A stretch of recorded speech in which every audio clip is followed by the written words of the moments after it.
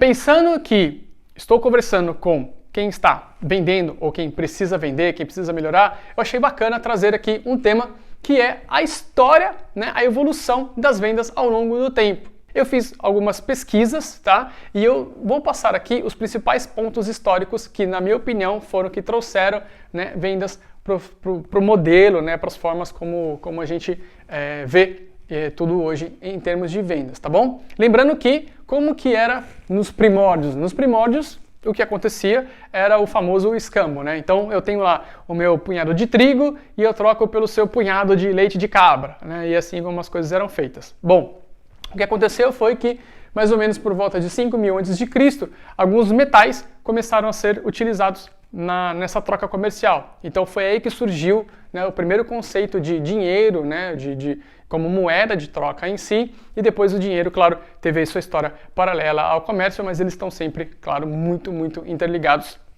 e um ajudando muito a história do outro a acontecer. Mas aí, pulando bastante no tempo, foi em 1752, quando Benjamin Franklin funda uma empresa de seguros, e ele durante esse processo, ele, claro que já tinha aí pessoas ofertando, pessoas trabalhando carteira de clientes, mas ele estruturou uma performance de hunting in farmer. Então, os hunters ou os caçadores são os vendedores que começaram a ir atrás dos prospectos e, né, vender e trazer novos clientes e receita para dentro da empresa, no caso a empresa de corretagem de seguros. E os farmers ou fazendeiros são aqueles que cultivavam então esse cliente dentro da carteira para manter ela ativa, para conseguir, né, vender mais produtos para esses clientes que já estavam aí na empresa, né, ou na carteira da empresa de seguros. Já em 1886, né, foi quando se deu a profissionalização dos vendedores, ou seja, quando os vendedores realmente começaram a ser vistos como uma profissão. E isso foi muito importante para o desenvolvimento da carreira de muitos profissionais, como eu, como você, como todos que dependem e que vivem de vendas. Em 1924, a IBM, né, produziu o primeiro treinamento a vendedores numa empresa grande, né, um treinamento formal, uma empresa considerada grande, e foi ela também que começou a pagar comissão por vendas, tá? Foi uma das principais ou primeiras empresas que começaram a pagar no modelo de comissão como hoje é conhecido, né? Na forma como é conhecido hoje em praticamente todos os lugares. Já em 1929, que foi o ano, né, da grande depressão na Bolsa de Valores de Nova York, nós tivemos aí muitos empresários, muitos corretores de seguro, muitas famílias perdendo emprego, se encontrando numa situação muito difícil, e aí muitas das alternativas foi começar a prática, né, do multi-selling ou o modelo de vendas porta a porta, né, que a gente também conhece hoje muitas empresas famosíssimas, muito conhecidas ou não, trabalham nesse modelo de porta a porta, e eles tentavam vender o que podiam e para quem podiam naquela época para conseguir sustentar. Então, intensificou muito esse modelo e, claro, começou a se criar aí várias técnicas e várias formas para se trabalhar no modelo porta a porta. No ano seguinte, 1930, foi quando a gente ganhou esse super presente no termos de comunicação, né, quando o marketing foi para as rádios. Então, os produtos começaram também a serem promovidos aí pela rádio, então isso é um grande avanço para aquilo que a gente tem em termos de comunicação hoje dos nossos produtos.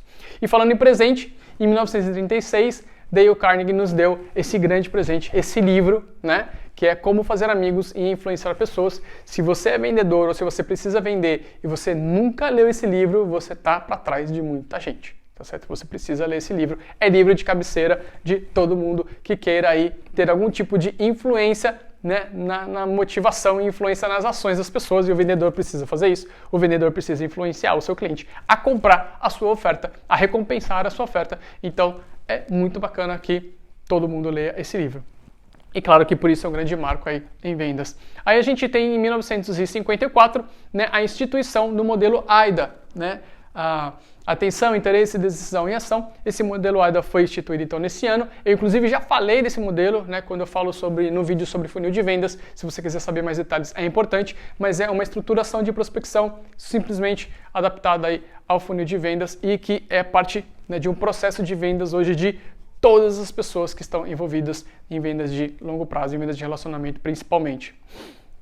Nos anos 50, a gente tem as vendas televisivas. Então, os canais de televisão, né, já começaram aí a propagar, né, produtos, e a gente até hoje evoluiu para canais que tem que são específicos para vendas, sejam vendas generalizadas, ou seja, de diversos produtos, ou sejam vendas de produtos específicos. A gente tem diversos canais que eu e você conhecemos, inclusive, que fazem isso até hoje, fora as propagandas de TV, enfim, os canais que pedem para você ligar, inclusive para fazer compras e assim por diante. E aí, entre os anos 80 e 90, dois super conceitos também foram estipulados. A gente já está chegando aí nos conceitos que a gente conhece, mas hoje, que é Spin Selling e Customer Centric Selling. O que eles são, na verdade, resumidamente, eles são conceitos de estruturação de vendas que tornam o cliente o centro da atenção. É difícil hoje em dia a gente não imaginar o cliente como o centro do processo de vendas, o centro do processo comercial, mas é difícil mesmo porque isso é parte do nosso dia a dia, mas antigamente não era assim. Antigamente o produto, como eu havia falado, as empresas era o grande centro, e aí, né, eles empurravam muito o produto para as pessoas e você tinha que realmente aceitar aquelas condições. Aí não, vem Spin Selling estruturando vendas e o Customer Centric Selling, que na verdade colocou o cliente no centro das atenções, e hoje a gente trabalha muito com a experiência do cliente, o que é super legal para o processo muito mais justo até de compra e venda. E nos anos 2000, claro, as vendas pela internet, né? O de venda da internet, o e-commerce começa a explodir. Em 1999, por exemplo, o Mercado Livre chegou ao Brasil, a empresa que eu tive a felicidade de trabalhar por 4 anos. E eu sei, né, e não precisa ser um guru para conseguir vislumbrar isso, de que isso daqui é um processo que ainda vai, né, explodir, ainda vai tomar conta muito mais do que é hoje. As projeções, elas realmente são imensas para esse tipo de mercado, para esse tipo de vendas, e sobretudo aí encontrando o equilíbrio entre você conseguir encontrar o produto online e conseguir ir numa loja, experimentar, retirar. Então isso acontece bastante hoje em dia e cada vez mais vai acontecer seguramente. Já em 2005, né, as métricas de marketing começam a surgir.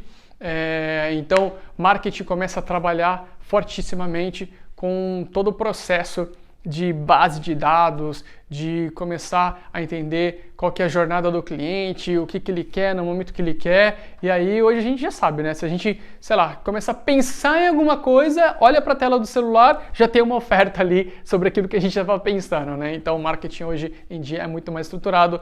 Isso a partir de 2005 começou a ser muito mais forte.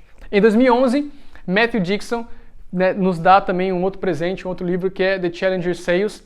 Ele colocou à prova essa questão de que para você vender bem, você precisa ser principalmente aquela pessoa que se relaciona com o cliente.